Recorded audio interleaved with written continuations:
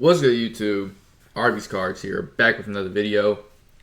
This one we're going over why I believe PSA 8s are underrated, undervalued, may have the best value in in the Pokemon space. This is just me I was just doing some research, doing some data dives, and stumbled across some things. Full disclaimer though, some of these numbers on here are inaccurate, but they still can paint the picture of what you can see. I have plenty of examples of this. And I will bring up those examples that I think are inaccurate. So, before we hop into this though, I wasn't a used collector, couldn't figure out how to get the graded results on the desktop. You can do it on the phone. That's how I was doing my research, but we're going to use price charting for this exercise. But yeah, I think PSA are undervalued, underrated. Not for modern though, mainly for vintage to mid-era. I have plenty of examples of this, so let's go ahead and hop into it. So the first thing we want to look at is a PSA 9. Good example of a PSA 9 is I just pulled up this Dark Charizard. And this is the back of the 9. You see there's some whitening on the corners. That's about it. Now let's go to the 8. You got the front. The front's probably going to look a little clean. But let's go to the back. Whitening, white. Probably some spots right there. More corner stuff. Another corner. That edge looked a little bit rough in the picture when I first pulled it, but that could be because of it's right against the slab. Now let's look at this other 8. And there could be plenty of reasons why cards get 8s. They can be off-centered, corner,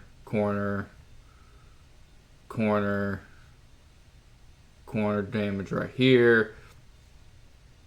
A little bit of some whiting on the edge down here, if you can see that. So that's the difference pretty much between a 9 and an 8. I can see why some people like 9s, but I don't think that much of a difference should mean that it should be half the value. Now we have cards ranging from the high end all the way down to meh to the low end. So let's go ahead and hop into this. Again, some of these are inaccurate, but I still think it can paint the trend and paints the picture of what I'm talking about. First card we got here is the base set Charizard, first edition, probably the Grail. Now, I don't know when they last pulled this data. I did not look. 418, 427, so it's fairly recent. So for PSA 9, 22K, last sold in the 8, 9,900. It's more than 50% down of the value. More than 50% discount. Dark Charizard Team Rocket. Now, most of these aren't limited.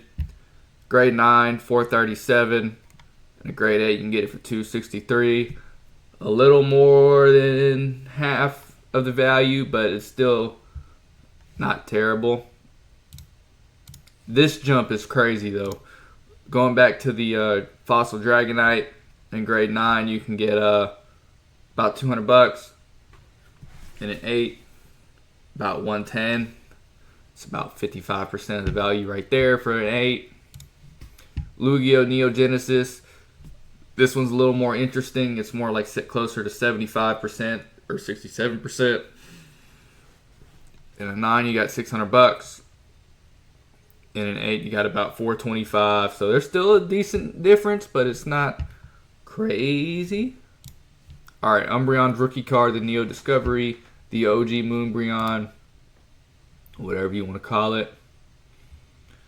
In a 9, 672, so about close to 700. In an 8, about 400. It's another, not a big drop off, but it's about 60%. Shining Gyarados, Neo Rev. In a 9, 1305. In an 8, 731. So again, it's about 60% of the value. Some of these are 50%. This one's another probably 60%er. Crystal Needle King. I think I was inspired by my guy Ryan to put this on here. Grade 9. 1309. Grade 8, 750. Let's keep going.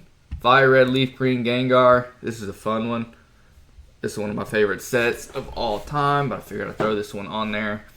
Grade 9, 1412. Grade 8, $900. So it's a pretty big difference just for a little bit of maybe an extra little bit of whitening somewhere on the corners or something. Gold Star Rayquaza. This one's way out of whack.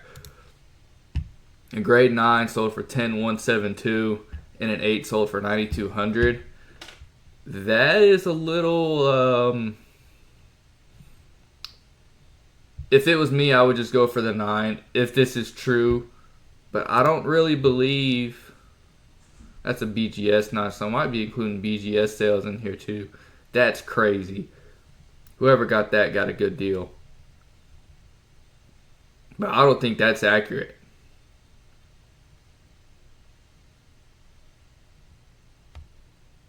No, it has to be, because I know that is. I know that sales right. Huh. That's weird on this one. Anyways. Core Mew. Love this card. Grade 9, 763. Grade 8, 484. Again, it's probably in the 60 to 70% range. Umbreon Gold Star. I know this is wrong. This has to be incorrect. Just because I know someone trying to go after one of these, and if they could get it at that price, they'd have already pulled the trigger on it. So that can't be right. I think this sale right here is what's skewing it. I don't know what this is, but that should not be on this list. So maybe that's messing with the data a little bit. That has to be messing with the data. Because for the sake of argument, there's no way that's right. No way that's right. Because you've seen this 14s and that sale's throwing it off. If I report it. Yeah, I just reported it wrong. So let's see if that changes the numbers any. It does not. So this is a bad example, but I pulled this on here because I think Collector did a better job of showcasing that. So we're just going to skip this one. I think it's in a 9. It should be closer to 10K. Actually, it's probably more than 10K. Base set Mewtwo, grade 9, 173, grade 8, 75. That's more than a 50% discount. Dark Dragonite Reverse Hollow. I threw this on here because of a guy on Instagram, and we were talking about this card in our group chat. This card is dope though. Grade 9 is $1,000, and the A you can get it for less than $500. So big discount. I think that's all the cards on this. So yeah, I just wanted to go ahead and do this little deep dive. If you want to look at more cards, go ahead. Stormfront Charizard, I believe, is one that's probably going to be on here. Someone brought that to my attention in my group chat. Let's see how that one looks. What in the world? See, I wish I like Collector better because the format's a little cleaner. Yeah, it's still about that 50% jump. 836 to 445. So there's still a sizable discount there. But anyways, guys, that's going to be it for this one. If you enjoy, smash the like button, comment, subscribe. I love doing deep dives like this and going into things, going there to try to find some value. And I think, like I said, I think PSA 8s, because I think if you send in a modern card, you're either going to get an 8 or a 9 unless it's stupid clean. And it's so hard to tell between the difference between 8 and 9 sometimes to the naked eye. Sometimes you can't see it, sometimes you can. It just depends. But I don't think one little extra white corner ding or anything like that should make it around 50% discount. So that's my perspective. I think on some of these bigger cards, I'm going to be going after 8s.